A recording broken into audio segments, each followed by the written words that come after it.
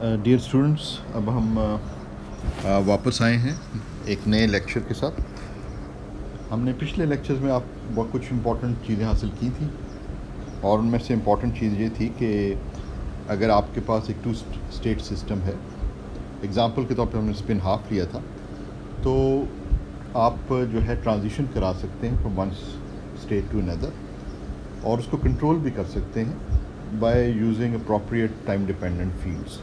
Spin half के लिए वो जो फील्ड्स थे वो मैग्नेटिक फील्ड था जो कि टाइम डिपेंडेंट था, और उसके को हमने देखा था कि प्रोबेबिलिटी जो है वो कैसे फ्रॉम स्टेट प्लस स्टेट से माइनस स्टेट में जाने की प्रोबेबिलिटी जो है वो कैसे आप ट्यून कर सकते हैं by tuning the applied field. इसका मतलब ये है कि जो आपका अप्लाइड फील्ड है, मैग्नेटिक फील्ड, वो टाइम डिपेंडेंट था, जैसे कि हमें पिछले लेक्चर में उसकी एग्जैक्ट फॉर्म भी हमने ये ली थी। ये टाइम डिपेंडेंट फॉर्म थी, ये टाइम डिपेंडेंट फॉर्म थी एक्सक्यूज मी। तो ये ख़ास टाइम के बाद रिपीट होता था। टाइम पीरियोडिक फंक्शंस हैं, कॉस और साइन।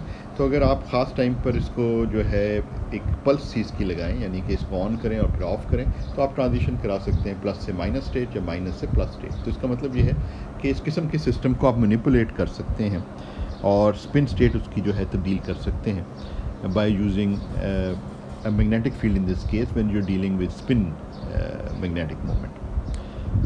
इसी तरह कोई और सिस्टम हो जिसमें जो टू लेवल सिस्टम है, उसको भी आप ट्यून कर सकते हैं, ट्रांजिशंस करा सकते हैं from one level to another level by using appropriate fields.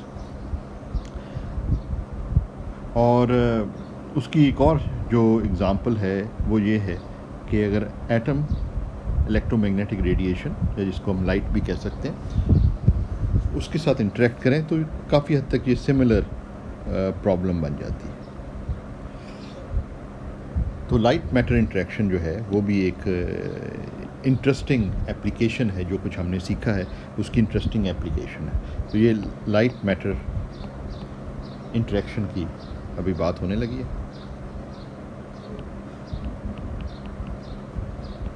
ये आपकी किताब का जो है इस जो है चैप्टर का वो लास्ट आर्टिकल है या लास्ट सेक्शन। अब आपको पता है कि एटम्स जो हैं उनकी डिफरेंट लेवल्स होती हैं। इनको हम मज़ीद आगे अगले चैप्टर में, जब हम चैप्टर 5 में हम मज़ीद डिस्कस करेंगे। मगर बुनियादी चीज़ ये है कि एटम जो है एक बाउंड सिस्टम होता है, जिसमें अगर सिंपलेस्ट केस आप लें हाइड्रोजन एटम का, तो एक इलेक्ट्रॉन बाउंड है by the potential of the proton. तो ये एक इलेक्ट्रॉन और प्रोटॉन का एक बाउंड सिस्टम जो है हाइड्रोजन एटम है। इसमें जिस तरह एक दफ़ा हमारी डिस्कशन भी हो रही थी, डिस्कशन सेशन में, क्वेश्चन और आंसर सेशन में, स्टूडेंट ने पूछा था कि ये कंटिन्यूस एनर्जी लेवल या डिस्क्रीट एनर्जी लेवल्स के हवाले से, तो मैंने उसमें ये जिक्र किया था कि जो बाउंड सिस्टम्स हैं उनमें ये डिस्क्रीट एनर्जी लेवल्स होती हैं, और उसकी एक बहुत ही बड़ी एग्जांपल जो है वो एटम्स हैं जो कि बाउंड हैं सिस्टम्स हैं। जब तक वो आयनाइज नहीं होते तो इलेक्ट्रॉन जो है is bound in the potential of the nucleus. Simplest case hydrogen atom है जिसमें एक प्रोटॉन है और एक इलेक्ट्रॉन है। तो electron is bound in the potential of the proton, तो जिसमें इनके दरमियान जो है कूलॉम इंटरेक्शन है और वो बाउंड कर देती है इलेक्ट्रॉन। अच्छा, अब इस सिस्टम के अंदर जो है ना वो डिस्क्रीट एनर्जी लेवल्स होती हैं। अब हम जब किसी एटम के ऊपर ये हमारा फॉर्मलिज़म जो टू लेवल सिस्टम का फॉर्मलिज़म है, इसको अप्लाई करना चाहते हैं, तो हमें ज़रूरत ये होगी कि कोई दो लेवल्स की हम बात करें। अब दो लेवल्स तो नहीं हैं, काफ़ी सारी लेवल्स हैं। तो दो लेवल्स रेलेवेंट कब होंगी? दो लेवल्स उस सूरत में रेलेवेंट हो सकती हैं कि अगर आपके पास जो अप्लाइड फील्ड है, इलेक्ट्रोमैग्नेटिक फील्ड, वो ऑन रेजोनेंस हो या उसकी फ्रीक्वेंसी करीब हो energy difference of the two levels की। तो कहने का मकसद ये है कि अगर आपके पास एक ये लेवल है जिसको हम आमतौर पे ग्राउंड लेवल कह लेते हैं, जो कि सबसे कम एनर्जी वाला लेवल जो है वो ग्राउंड लेवल कहलाता है। बाय डेफिनेशन जो है ना, जब ग्राउंड स्टेट की हम बात करते हैं ना, वो उसका मतलब ही ये होता है कि सबसे कम एनर्जी वाली स्टेट। तो let's say this is the ground state, और उसकी एनर्जी जो है वो Eg है, and then you have the first excited state, let's say उसकी एनर्जी ई है और ये एक्साइटेड स्टेट है, इसको हम ई से ज़ाहिर कर देते हैं। इन दोनों के दरमियान जो है जो एनर्जी डिफरेंस है वो है ई क्योंकि इसकी एनर्जी ज़्यादा है माइनस ई जी, तो ये पॉजिटिव क्वांटिटी होगी और इसको हम रिलेट कर सकते हैं बोर फ्रीक्वेंसी से, ओमेगा नॉट।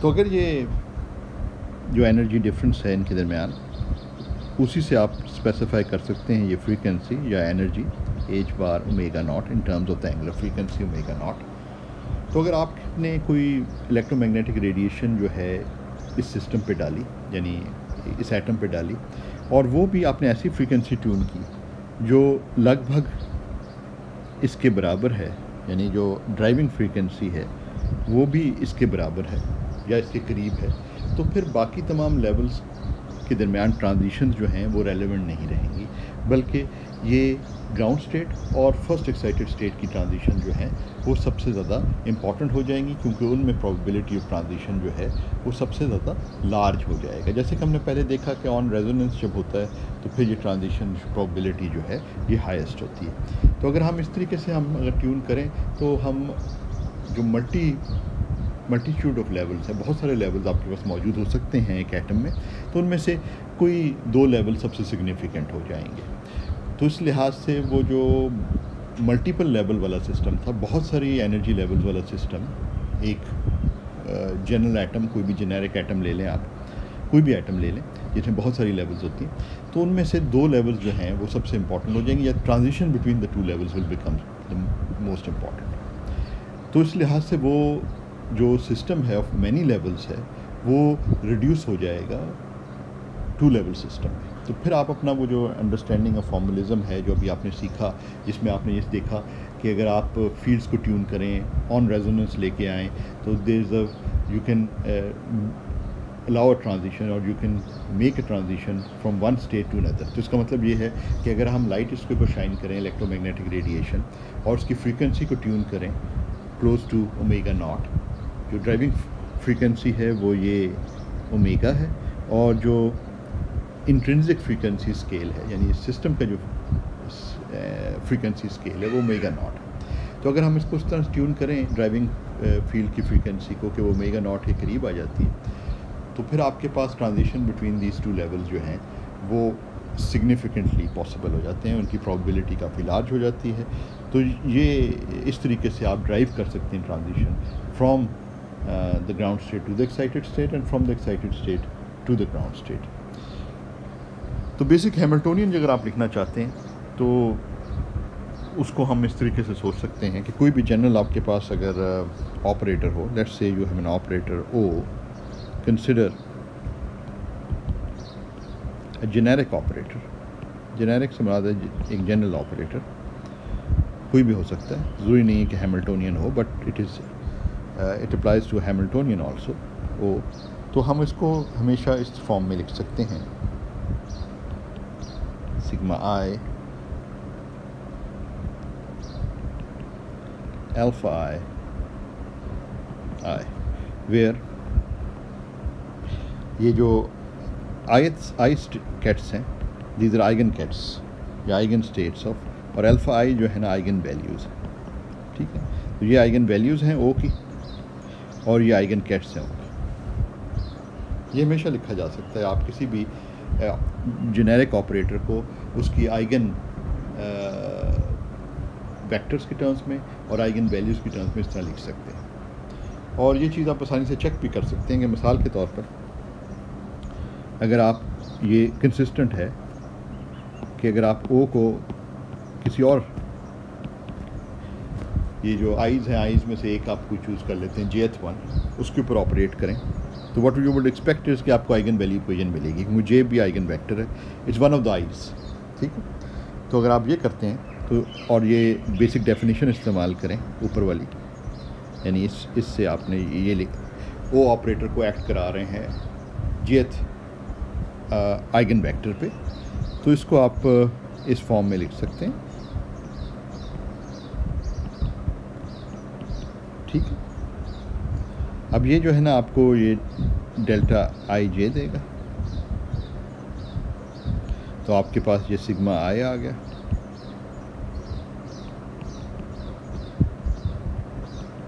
ठीक है, क्योंकि ये डिफरेंट कैट्स जो हैं ये ऑर्थोगोनल हैं and they are normalised also, orthonormal है। ठीक है, तो ये जो आपको क्या दे रहा है लेफ्ट हैंड साइड पे आपके पास ये है, it should give you an eigen value equation, if it does then it's consistent. अब ये डेल्टा कॉर्नर डेल्टा की वजह से सम के अंदर सिर्फ एक टर्म ही नॉन ज़ीरो होगी, और वो टर्म होगी जब आई जे के बराबर हो जाता है, तो ये बन जाएगा अल्फ़ा जे जे।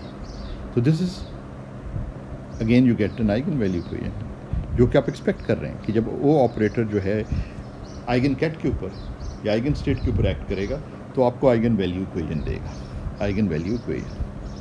ठीक है, तो इसका मतलब है ये जो डेफिनेशन है इस तरीके से किसी ऑपरेटर को उसके आइगन कैट्स की टर्म्स में और आइगन वैल्यूज़ की टर्म में एक्सप्रेस किया जा सकता है, और ये कंसिस्टेंट है। ये चीज़ अगर हम अपना जो ऑपरेटर है उसको हैमिल्टोनियन ऑपरेटर ले लें तो फिर यही चीज़ हम इस तरीके से लिख सकते हैं कि हैमिल्टोनियन ऑपरेटर में आमतौर पे हम आइगन कैट्स को ई आई से ज़ाहिर करते हैं और एनर्जी आइगन वैल्यूज़ को ई आई से। तो ये आपके पास इस तरीके से हैमिल्टोनियन ऑपरेटर को लिखा जा सकता है। एसेंशली ये जो है ना प्रोजेक्शन ऑपरेटर्स का हम इस्तेमाल इधर कर रहे हैं। ठीक, अच्छा, अगर ये चीज़ हमें समझ में आ गई है तो ये चीज़ हम समझ सकते हैं कि let's think of a two level system. For a two level system, for a two level system, इसमें सिर्फ सम के अंदर सिर्फ दो टर्म्स आ जाएंगी। ठीक है ना, for two level system the Hamiltonian can be expressed as E I E one, उसको वन और टू कह लेते हैं, ई वन ठीक, प्लस ई टू, ये ऊपर जो हमने लिखा है उसी को हमने टू लेवल सिस्टम के ऊपर अप्लाई करना है। ठीक,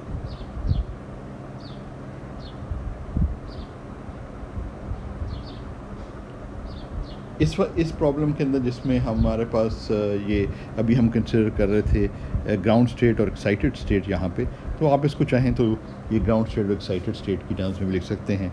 E1 को आप EG कह सकते हैं और E2 को आप EE कह सकते हैं, यानी कि E1 को आप जहाँ पे भी वो आ रहा है उसको EG कह लें और E2 को आप चाहें तो EE कह सकते हैं। तो ये टू लेवल सिस्टम के लिए ये इस तरीके से लिखा जा सकता है। तो इसका मतलब है अगर हमारे पास कोई टू लेवल सिस्टम है तो उसके लिए हम इस तरह लिख सकते हैं। हमारी प्रॉब्लम जो इस वक्त एटम वाली प्रॉब्लम थी, for an atom with two energy levels that are relevant,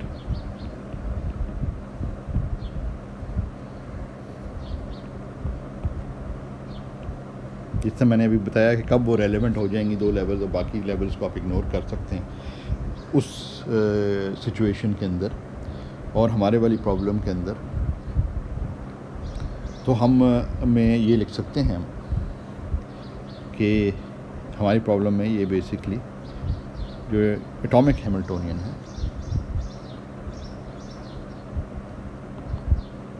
atom वाला जो हैमिल्टोनियन है, उसमें आपके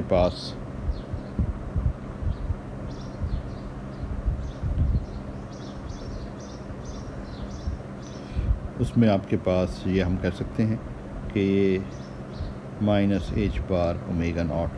है और ये आपकी फर्स्ट स्टेट है, इसको हम EG कह लेते हैं, प्लस h⁻⁴/2। इसका मतलब है हमने जो ज़ीरो ऑफ एनर्जी लेवल है उसको हम कहीं भी रख सकते हैं, उसको हमने इधर बीच में रख लिया। ठीक है, दिस इज़ E0 हमने ले लिया।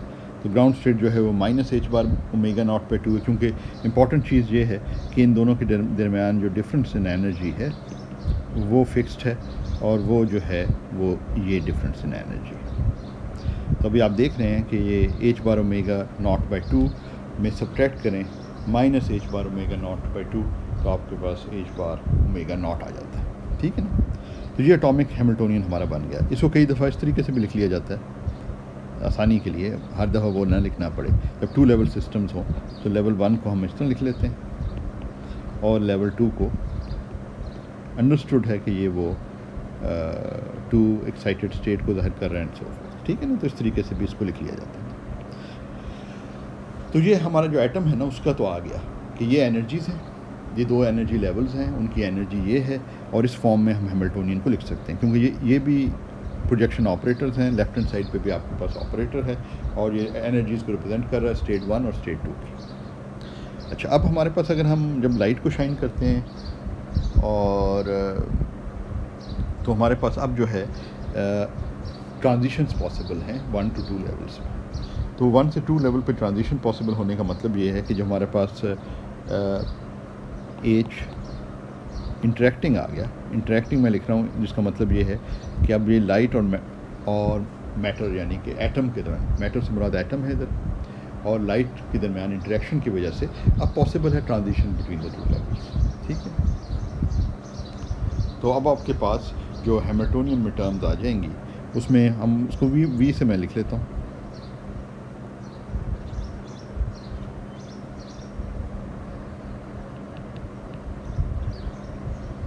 तो अब आपके पास ये ट्रांजिशन वाली टर्म्स आ जाएंगी 1 to 2 और अगर हमने इसको हर्मिशियन रखना है तो ये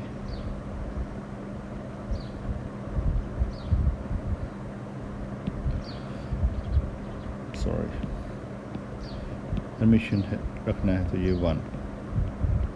तो पहली टर्म जो है वो जाहिर कर रही है कि स्टेट 1 से 2 की ट्रांजिशन और दूसरी टर्म जाहिर कर रही है 2 से 1 की। दोनों पॉसिबल हैं ट्रांजिशन फ्रॉम, बिल्कुल उसी तरह जिस तरह स्पिन वाली प्रॉब्लम के अंदर प्लस से माइनस स्टेट और माइनस से प्लस स्टेट की प्रॉबिलिटीज़ मौजूद थी जब आपने एक टाइम डिपेंडेंट मैग्नेटिक फील्ड लगाया था जो टाइम के साथ ऑसिलेट कर रहा था। इधर जो है टाइम डिपेंडेंट मैग्नेटिक फील्ड की बजाय आपने इलेक्ट्रोमैग्नेटिक फील्ड लगाया जिसमें टाइम डिपेंडेंस इलेक्ट्रिक फील्ड की भी है और मैग्नेटिक फील्ड की भी है, मगर मैग्नेटिक फील्ड इतना इंपॉर्टेंट नहीं होता, उसकी स्ट्रेंथ काफ़ी कम है इलेक्ट्रिक फील्ड की। इसेंशली ये इलेक्ट्रिक डाइपोल कपलिंग होती है कि आप एटम को जो है डाइपोल के तौर पर कंसिडर कर सकते हैं और जो इलेक्ट्रिक फील्ड है वो उससे उसी तरह एक्ट करता है और जैसे कि एक इलेक्ट्रिक डाइपोल जो है वो इलेक्ट्रिक फील्ड के साथ एक्ट करता है, जिस तरीके से हमने पहले वाली प्रॉब्लम में हमने ये लिखा था ना, जो हमारी इंटरेक्शन वाली टर्म थी वो बेसिकली जो हमारा हैमिल्टोनियन था वो माइनस,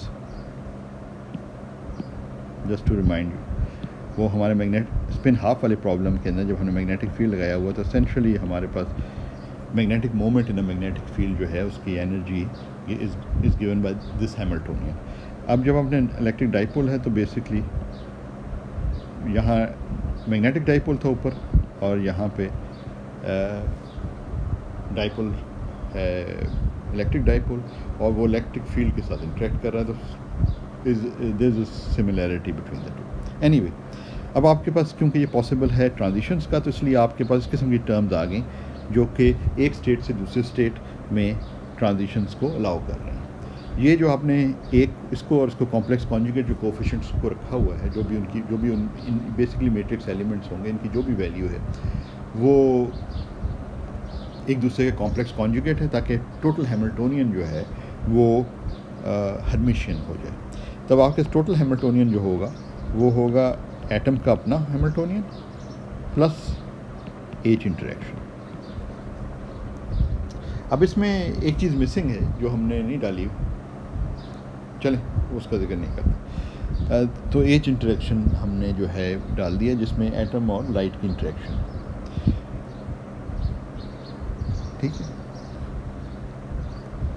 तो उसी तरीके से जैसे कि हमने पहले स्टेट्स ली हुई थी और हम उनको लिख लेते थे, मसलन 1 को हम उसी तरह जिस तरह हम पहले लिखते बेसिस बनाते थे, इसको हम ले सकते हैं 1 0 और 2 को हम ले सकते हैं 0 1 बेसिस। अगर हम मैट्रिक्स फॉर्म में इसको रिप्रेजेंट कर रहे हैं तो 1 0 0 1 ले सकते हैं, जिस तरह हमने स्पिन हाफ प्रॉब्लम में लिया था। तो उसमें अगर हम मैट्रिक्स फॉर्म में लिखें तो ये पहला वाला जो पार्ट है ये 2/2 मैट्रिक्स बन जाएगा जिसमें h बार/2 बाहर ले लेते हैं, तो ये omega naught 0 0 minus omega naught. अब ये ज़ीरो टर्म्स ये जाहिर कर रही हैं कि 1 और 2 लेवल के दरमियान कोई कपलिंग नहीं है। इसका मतलब है कोई ट्रांजिशन पॉसिबल नहीं है, यानी ये जो ऑफ डायगोनल एलिमेंट्स हैं ना, ये चीज़ जाहिर कर रहे हैं। क्योंकि ये ऑफ डायगोनल एलिमेंट्स जो हैं वो बेसिकली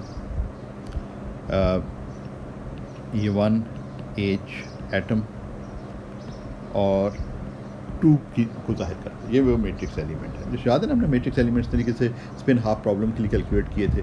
ऑफ डायगोनल टर्म्स के अंदर आपके पास बीच में हैमिल्टोनियन आ रहा है और 2 डिफरेंट कैट्स हैं, 1 और 2 वाली कैट्स, एक कैट और ब्रा, यानी ये मैट्रिक्स एलिमेंट बन रहा है। जब आप इसको वैल्यूएट करते हैं ना तो ये ज़ीरो आ जाता है, बिकॉज एटम जो है जब तक आप लाइट शाइन नहीं कर रहे, आप उसको परटर्ब नहीं कर रहे, तो एटम जो है अपनी स्टेशनरी स्टेट में रहेगा। यानी कि वो जो है अगर ग्राउंड स्टेट में इलेक्ट्रॉन है तो ग्राउंड स्टेट में रहेगा, अगर एक्साइटेड स्टेट में तो एक्साइटेड स्टेट में रहेगा। तो इसका मतलब है कोई ट्रांजिशन की पॉसिबिलिटी या प्रोबेबिलिटी जो है वो 1 to 2 स्टेट्स में नहीं है। इसी तरह ये वाला एलिमेंट जो है, इसी तरह आप ये भी शो कर सकते हैं 2H एटम 1 है, ये भी पॉसिबिलिटी 0। तो इस वजह से आपके पास सिर्फ 1 वाली बच गई। ये वाला जो है ये आपके पास 1H एटम 1 है और 2 वाला 2, तो सिर्फ वो जो हैं 2 स्टेट्स आपके पास आ रहे हैं।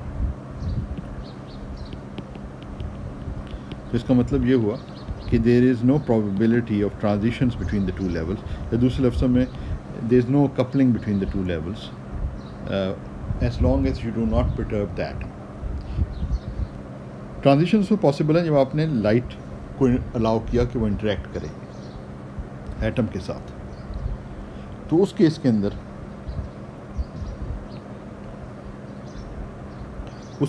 आप इसकी फॉर्म ले सकते हैं, यानी अगर आप इसकी फॉर्म ये ले सकते हैं कि let's say that the driving frequency is, इसको हम ले सकते हैं h/2 ओमेगा 1 एक्सपोनेंशियल i या okay minus i omega t। ठीक है, ये हम बिल्कुल उसी तरह से लिख रहे हैं जैसे कि हमने स्पिन हाफ प्रॉब्लम के साथ इसको रिलेट कर रहे हैं। ओमेगा 1 क्या है? ओमेगा 1 जो है वो मैट्रिक्स एलिमेंट है जो रिलेट करता है इसको। ये 2/h बार का फैक्टर सिर्फ इस पर से लगाए हुए h/2 तक बिल्कुल उसी की तरह की चीज़ बन जाए। तो ये मैट्रिक्स एलिमेंट जो है ये वो है जो आपको 2 से 1 की कपलिंग देता है।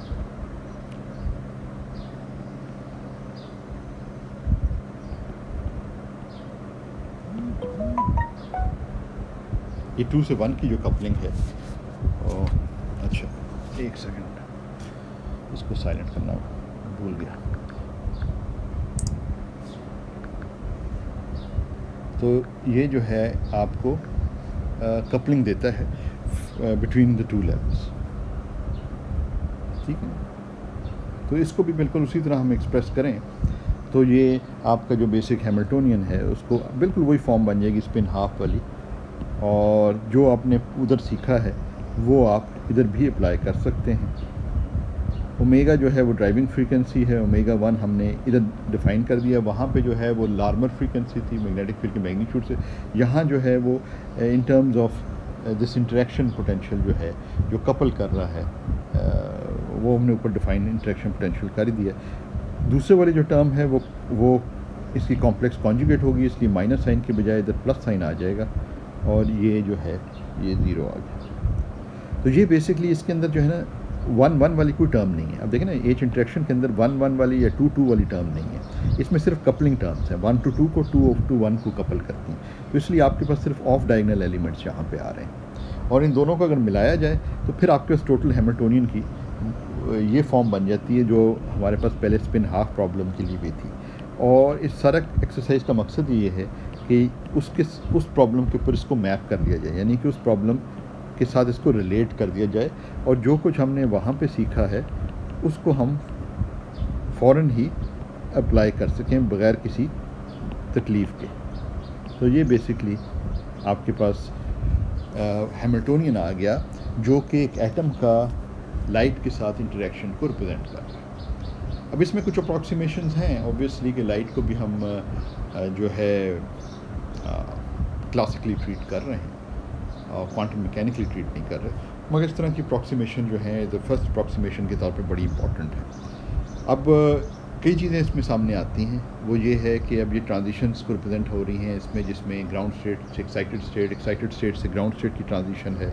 उसके अलावा जो बेसिकली जो तमाम फील्ड ऑफ स्पेक्ट्रोस्कोपी है ना, वो यानी स्पेक्ट्रोस्कोपी का फील्ड वो बेसिकली इन्हीं ट्रांजिशंस को स्टडी करता है, और उसकी बुनियाद के ऊपर हम ये जानते हैं कि एक एटम के कौन कौन से एनर्जी लेवल्स हैं, यानी कि उनकी जो एनर्जी स्टेट्स हैं उनकी क्या एनर्जीज़ हैं। तो ये इसी तरह लाइट शाइन करके और ट्रांजिशंस को स्टडी करके आपको जो रिज़ल्ट्स मिलते हैं उससे आप ये चीज़ अखज़ करते हैं, उस चीज़ से ये चीज़ आप हासिल करते हैं।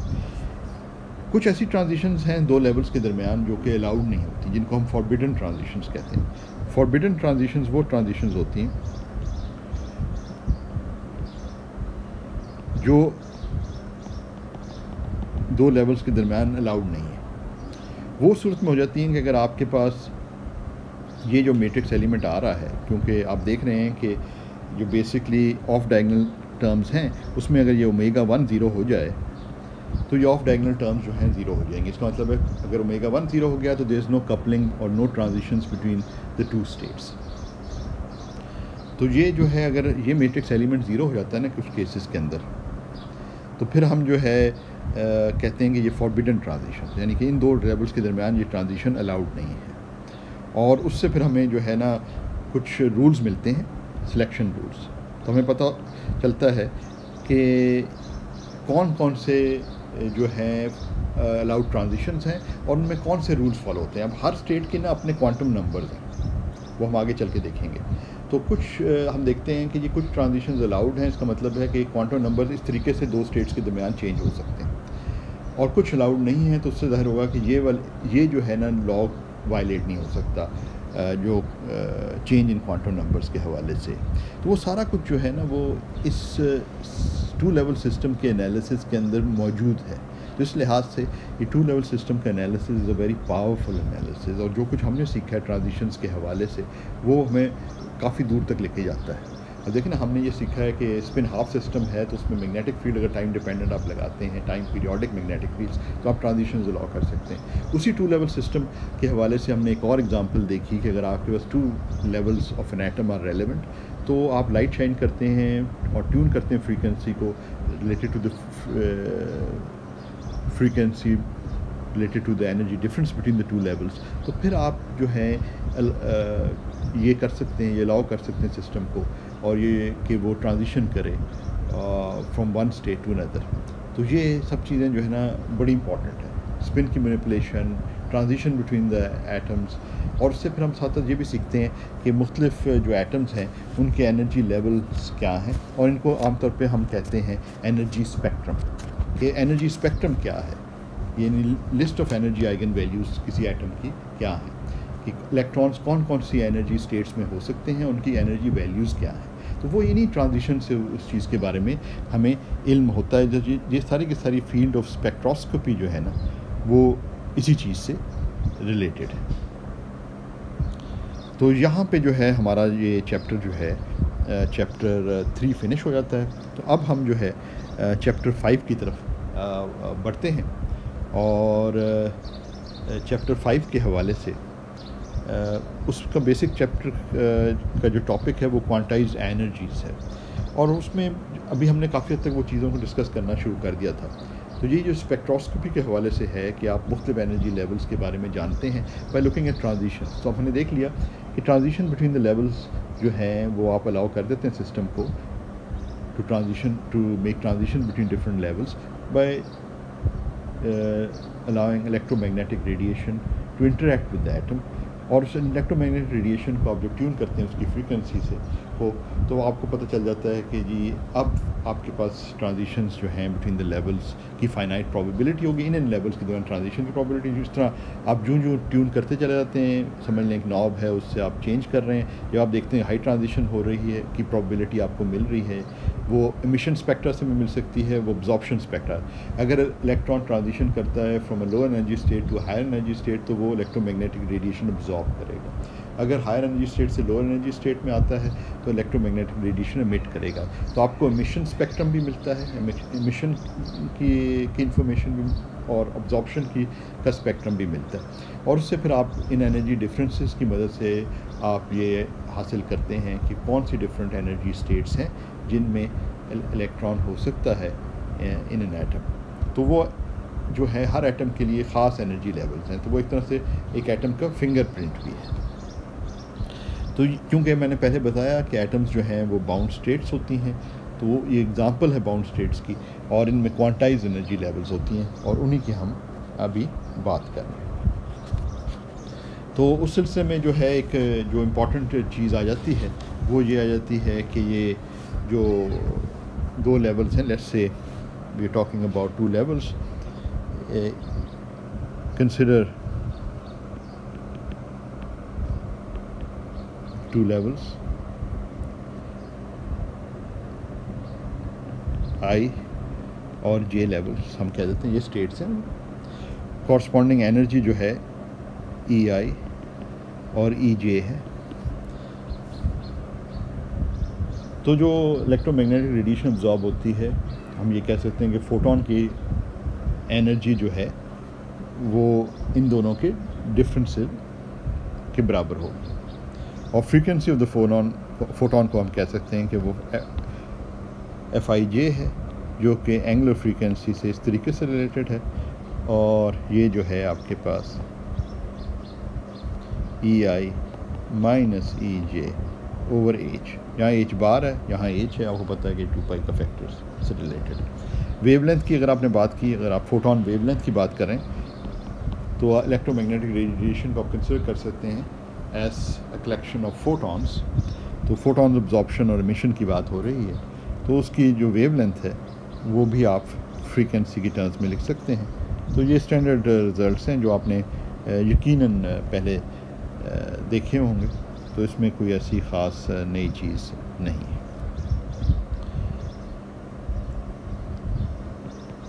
इसमें हम EI की एनर्जी जो है वो हायर एनर्जी स्टेट है, EJ जो है वो लोअर एनर्जी स्टेट है, ताकि ये पॉजिटिव रिजल्ट्स आ रहे हैं।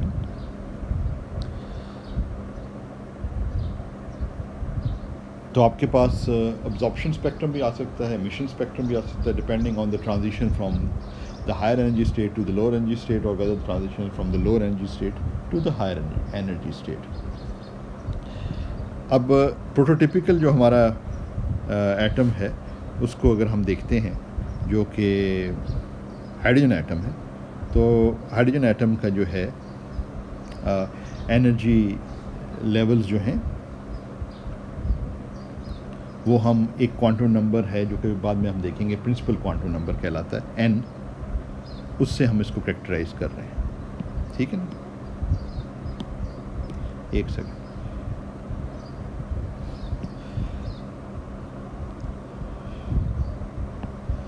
तो इससे हम इसको कैरेक्टराइज कर रहे हैं,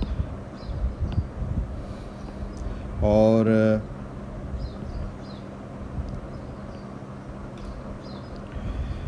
तो ये हाइड्रोजन का बेसिकली जो है आपके पास स्पेक्ट्रम आ रहा। इसमें ये प्रिंसिपल क्वांटम नंबर है, ये क्वांटम नंबर है जो हर स्टेट को जो है वो कैरेक्टराइज लेबल करता है।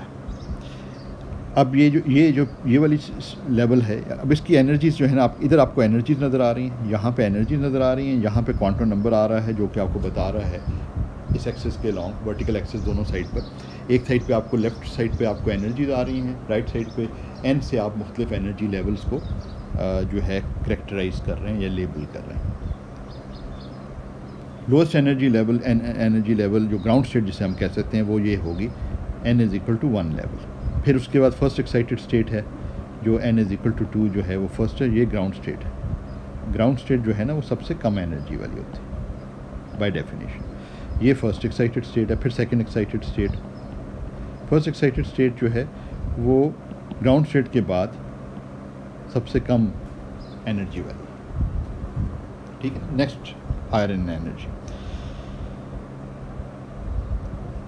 अब शुरू में जब ये स्पेक्ट्रोस्कोपी के हवाले से स्टडीज़ हो रही थी तो जिन लोगों ने साइंटिस्ट ने शुरू में इनको काफ़ी एक्सपेरिमेंटली स्टडी किया था हाइड्रोजन एटम के स्पेक्ट्रम को, ख़ास तौर पे ये उनमें उन गैसेस में से एक थी जिसके ऊपर काफ़ी शुरू वाले दिनों में क्वांटम मैकेनिक्स से काफ़ी काम हुआ था।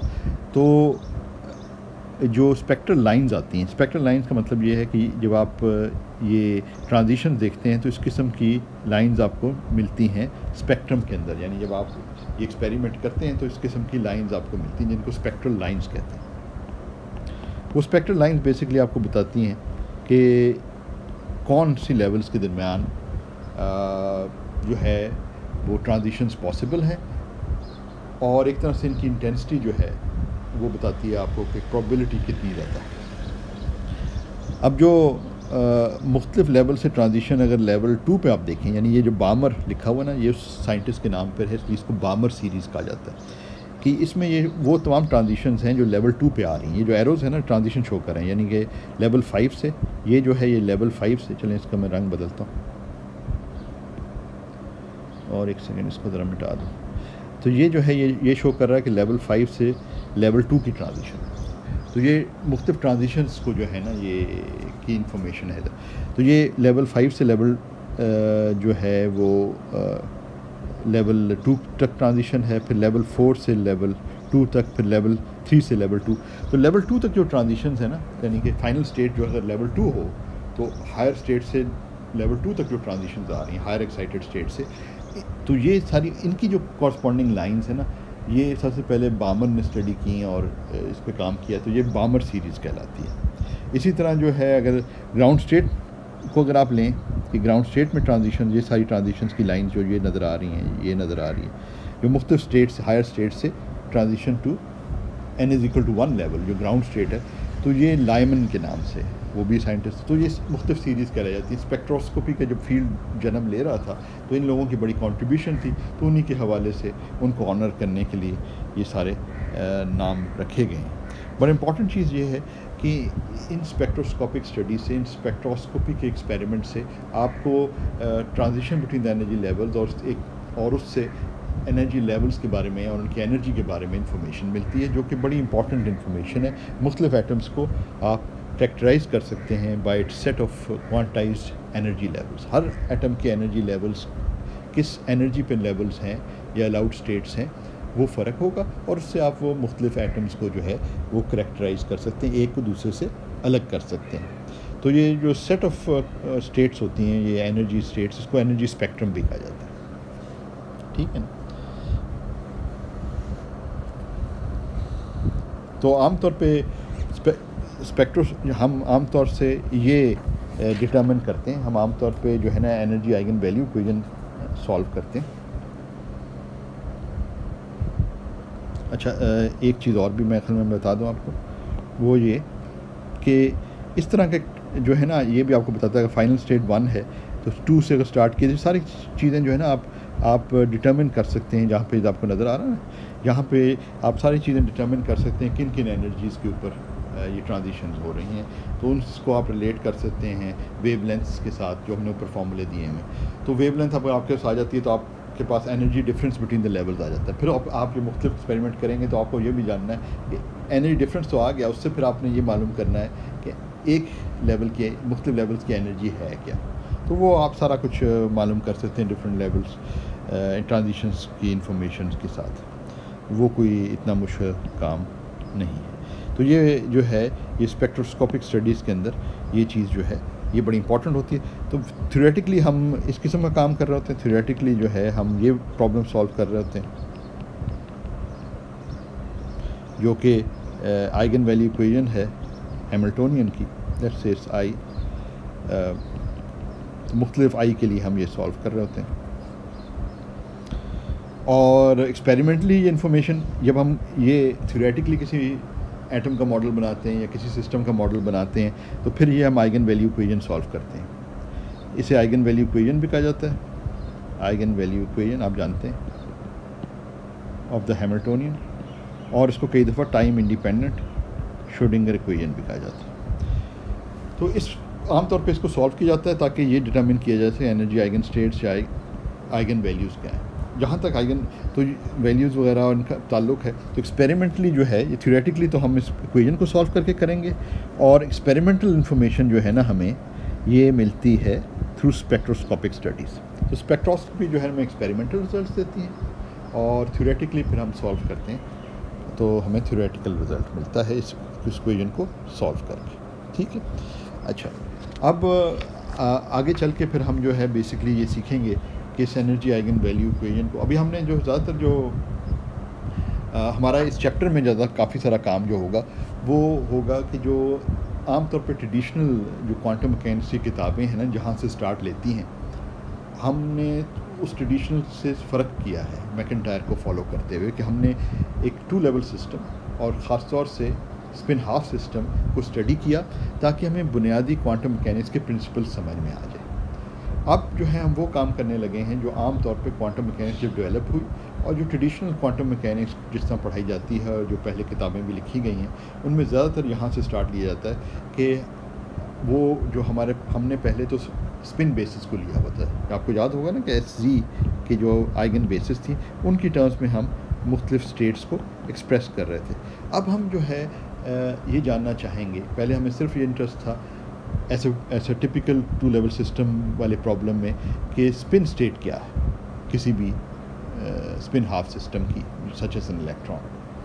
अब हमें इंटरेस्ट है कि उसकी पोजीशन की प्रोबेबिलिटी क्या है, मुख्तलिफ पोजीशंस पे होने की प्रोबेबिलिटी क्या है, या उसके मुख्तलिफ मोमेंटम वैल्यूज़ होने की क्या प्रोबेबिलिटी है। तो अब हम देखेंगे कि हमें ये स्पिन बेसिस की बजाय इसको आप स्पिन बेसिस कह सकते हैं। अब हम आगे स्टडी करेंगे position basis and momentum basis. जिस तरह स्पिन बेसिस जो हैं आपको स्पिन स्टेट्स के बारे में इंफॉर्मेशन देते हैं, इस तरह पोजीशन और मोमेंटम बेसिस आपको किसी भी पार्टिकल की या सिस्टम की पोजीशन इन स्पेस और मोमेंटम वैल्यूज़ के बारे में उनकी प्रोबेबिलिटीज़ के हवाले से इंफॉर्मेशन देंगे। तो अब हम जो है वो ट्रेडिशनल क्वांटम मैकेनिक्स के साथ इसको कनेक्ट करेंगे, क्योंकि 2 लेवल सिस्टम को स्टडी किया हुआ, तो बहुत सारी चीज़ें जो है वहाँ से लेके हम आगे चल सकते हैं, और कुछ नई चीज़ें हमें करनी पड़ेंगी जो फिर हम नेक्स्ट लेक्चर में करेंगे। तो आज के लिए फिर हम इधर रोकते हैं। खुदा हाफ़िज़ स्टूडेंट।